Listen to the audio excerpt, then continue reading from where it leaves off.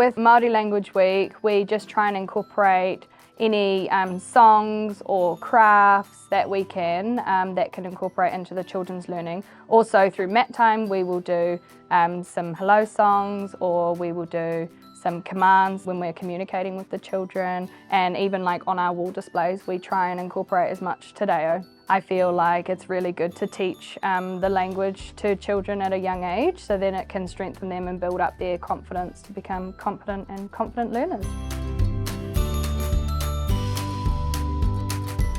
Students have often shared over the years that they would love to engage more with Te Reo Māori, but they were nervous, or they didn't feel that they had the support in their hands to enable them to share the language in everyday, real ways with young children. So this resource was designed to gift confidence and encourage Te Reo Māori learning alongside children. The magic of the book is that it contains real life, everyday words, phrases, waiata, all supported by images that bring the words to life, page after page.